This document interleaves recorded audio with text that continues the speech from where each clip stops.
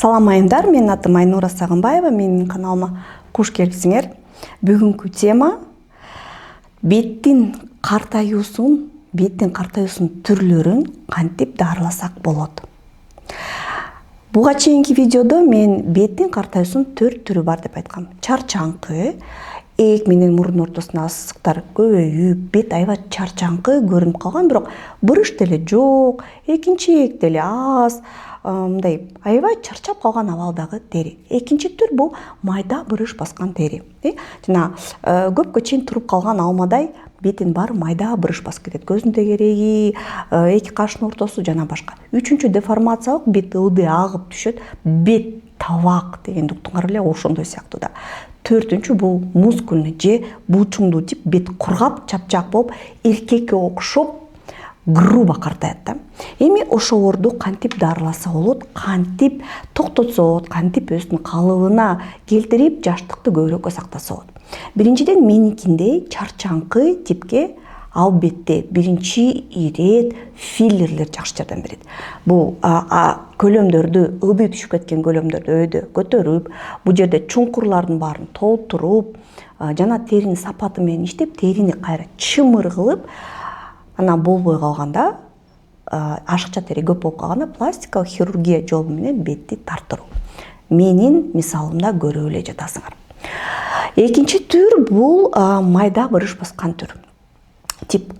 Аны болсо албетте бетти тартырып, хирургиялык жол менен тартырып туруп, бирок элестеткиле чапжак болсо, териси жука болсо, анан бетин тартып койсоңор, баягы баба Ягадай болуп калат.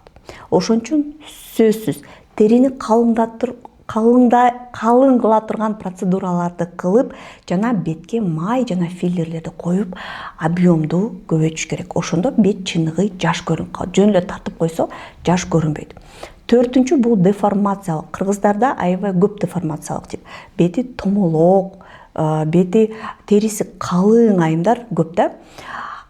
Бир жолу бизге клиникадага бир 5 жыл мурда бир айым келген, ал жылдыз, эстрадалык жылдыз, бетимди тартып берчи Айнура деп. Реклама кылып берем деди. Мен мейли деп алайын десем, мен жанымдагы медсестра консультант кой туруңуз Айнура бокто болот. Бул эжекебизде эффект болбойт. Өзү бир аз скандальныраак эжекебиз, кийин анан өкүнүп каласыңар деди. Мейли деп мен сөзүн угуп, жок эжекеси, сизде эффект болбойт дедим. Анткени анын бети деформациялык, томолок, калың, анан ылдый салаңдап түшкөн бет болчу. Ошол себептен биз аны алган жокпуз, кийин башка жерден жасаткан жокпу, бирок кыргыздардын 80%-нын беттери ошондой. Ошон үчүн биринчи ирет бетиңерди арыктаткыла деп айтабыз, экинчиден териңер менен иштегиле дейбиз, анан үчүнчү бетиңерди тарттыргыла дейбиз. Акыркы тип бул мускульный тип деп коет. Бул жанагындай эркекке окшоп картайган айымдар, бетинде бырыш деле жок, экинчи ээк деле жок, бирок негедир картаң, эркекке окшоп грубый көрүнүп калат да. Алардын териси менен иштеш керек. Көлөмдөрдү бир аз көбөйтүш керек. Мисалы, чапжак болуп, но жерлери ээктери чыгып мынтип калат да, ошонун биягын чыгарбай көбүрөөк бияка көлөм бериш керек, филлер менен же липофилинг кылып, анан терисин пилингтер менен, плазмалифтинг, мезотерапия жана башка процедуралар менен назик кылыш керек.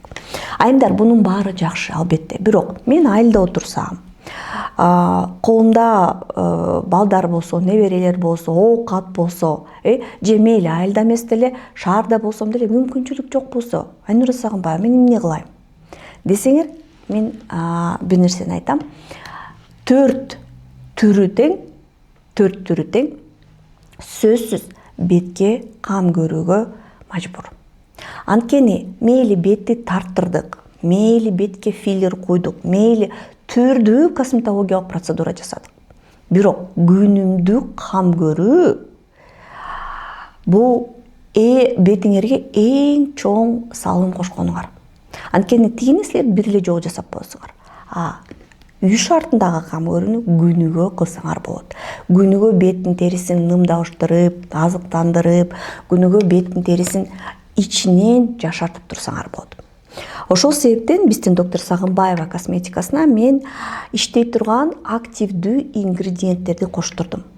Мен дагы күнүгө косметологко бара албайм, күнүгө пластикалык хирургка бара албайм. Мен ооба процедура, операцияны жасаганга мүмкүнчүлүгүм бар, мен жасадым.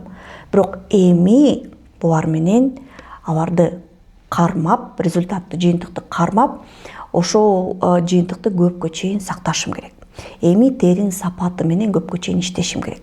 Эгерде силер косметологиялык дагы, пластикалык хирургиялык дагы нерселерди жасабасаңар деле, үй шартында аябай жакшы кам көрсөңөр деле, бетиңер көпкө чейин жашнакай бойдон калышы мүмкүн.